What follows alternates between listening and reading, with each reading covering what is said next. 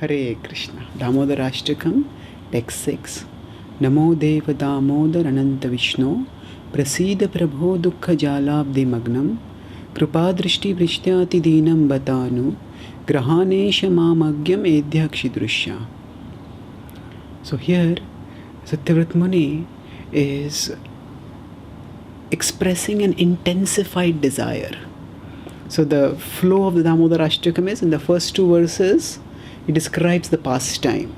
Then in the third verse he describes what the Lord is revealing through this pastime, how he is conquered only by love. In the fourth verse, from the fourth verse onwards, Satyavrat Muni is expressing his aspirations. So in fourth and fifth verses he says that, my dear Lord, please let me see this beautiful form forever in my heart, and I don't want to see anything else. But now he feels, I don't just want to see the form in my heart, I want to see it right in front of me with my eyes. So it is described in the scriptures that actually seeing the form in the heart is wonderful, but seeing the form with our eyes is even more sweet, even more intense, even more relishable. And that's why in the Brihad Bhagavatamrita also, the Gopakumar is seeing the form in the heart and he's longing, when will I be able to see this form of Krishna as a Gopal?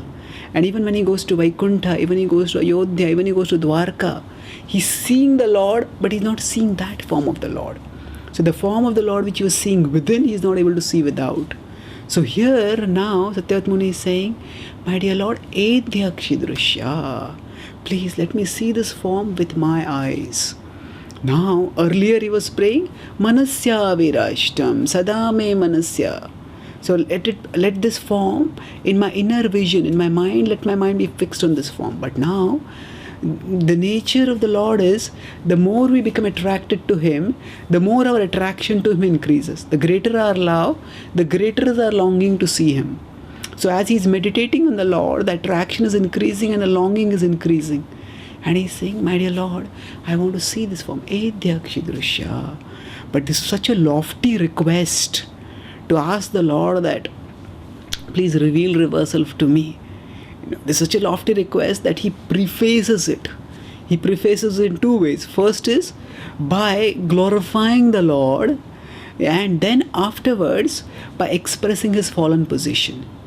The Bhakti-Rasamrita Sindhu described that prayers are in broad of three types. There are Samprarthanatmika prayers, in which we glorify the Lord's supreme position. Then there are Daina Bodhika prayers, in which we express our fallen condition. And there are Lalsamai prayers, wherein we express some spiritual longing. So actually this is one verse in which all three are together. So the first is, he starts with Samprarthanatmika, and he uses a number of names of the Lord to address and glorify him. Namo Deva Damodar Ananta Vishnu. Namo, I offer my obeisances to you. Obeisances. So this is Namo is a respectful form of address. And Namo was something similar to what was used in the first verse. Namami Ishwaram, Namami. Namo Deva. My dear Lord, you are the giver. You are the giver of great benedictions. Damodar. You are the Lord who are conquered by love. So although nobody can demand anything from you, but when somebody offers love to you, you become completely conquered by that love. Ananta. And for your devotees, the blessings that you give are unlimited. You offer unlimited grace to your devotees. Vishnu. And therefore, when I am going to ask you to become manifest in front of me, you can give me that benediction. And he says, Vishnu, how you can give? Because you are already pervading everywhere. Vishnu. The word Vishnu means all pervading. That Lord who is present in the Vishwa and in the Anu. He's Vishnu. The word Vishnu has many meanings. One of its meanings is that Lord who is present in the universe, in its every Anu. Vishwa, Anu, Vishnu. So that Lord is so glorious. And because he's present everywhere, if he wants, he can manifest himself. So this is, he's doing chanting of the holy names over here. Prasida Prabho. So Prasida. My dear Lord, please be pleased with me. Generally, whatever we offer to the Lord, that offering is so insignificant that offering itself cannot please the Lord. But what pleases the Lord is our devotional attitude. And then the offering that is made with that devotional attitude. So here he is offering his prayer to the Lord. Praseed, my dear Lord, please be pleased with me. Praseed Prabho, Prabho, you are the master. So, akartum, kartum, akartum, anyatha kartum, sarvata kartum iti Prabho. So the word Prabho in devotional circles is used to refer to other devotees. We are their Das and they are their Prabhu. But the word Prabhu is also used to refer to the Supreme Lord.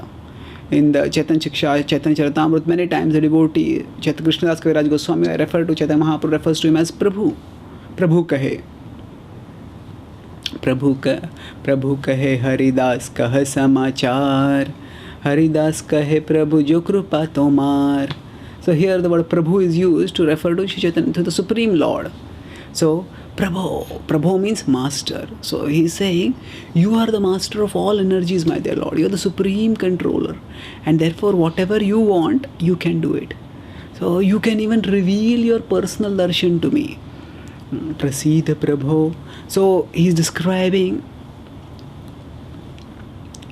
the glory of the Lord by using all these different names. This is Samprarthanatmika. Now he begins the Dainabodhika. Actually, I am very fallen. So he says, Prasida Prabho, Dukkha Jalabdhi Magnam. I am Magnam, I am immersed, drowning in an ocean of misery. Dukkha Jalabdhi. In an ocean of misery, I am drowning. Now, what is this ocean? Generally, when we talk of ocean of misery, we refer to the material existence. The material existence is Bhavasagar. It is the ocean of misery. However, for a devotee, the ocean of misery is not just material existence. It is separation from the Lord. Now, for a devotee, if the devotee is connected with the Lord, then even material existence is not a place of misery. And that's why we have Prabodhananda Saraswati saying, Vishwam Purnam Sukhayate. If the devotee has got the mercy of the Lord and is the flood of love for the Lord and remembrance of the Lord is awakened in the heart, then even this world is not a place of misery. But I am feeling separation from you, my dear Lord, and therefore, Dukkha Jalabdhi Magnam. I am sinking and drowning in an ocean of misery, the misery of separation from you.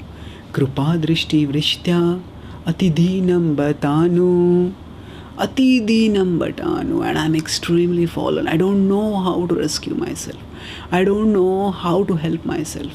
It is you alone who can help me. Krupa Drishti Vrishtya. Please cast your merciful glance on me. So what is the idea that cast a merciful glance? Actually, later on he will say, please reveal yourself to my eyes. But that process will be the concluding result. In the beginning will be the Lord casts this merciful glance. So when the Lord casts the merciful glance, at that time the idea is that the Lord will see how miserable I am in separation from Him. What a wretched and helpless condition I am in. And naturally the compassion in the heart of the devotee in the heart of the Lord, will impel the Lord to bestow mercy. This is a fundamentally different approach required in spiritual life as compared to material life. In material life, if we go for a job interview, then we will go with our best CV. We will write out, I have done this degree here, and I have done this here, and I have done this here, and I have done this here. Essentially, when people do their CV or biodata, it's basically an expression of their false ego. I have done so many things. But generally, when we go before the Lord, that sort of reading out a list of our accomplishments will not attract the Lord's mercy. Because the Lord is so great and He's not impressed by anything material. So our material achievements and our material qualifications can't attract the Lord. When we go to the Lord, we have to go in the mood of a beggar. And if a beggar comes in front of us and the beggar says, I have got a 3-story bungalow and I have got a dozen cars and give me some food. Yes, if you have so much, why should I give you anything? So like that, if we want to go to the Lord, we have to go in the mood of a beggar, not in the mood of a person who wants to show his CV and get a job. In the mood of a beggar, we have to show, my dear. A beggar says, at 3 days I have not eaten anything. Please give me something. So like that, my dear Lord, I have nothing. Whatever material things I have, they cannot give any satisfaction to my heart. They cannot increase my attraction towards you. It's only your mercy that will increase the attraction.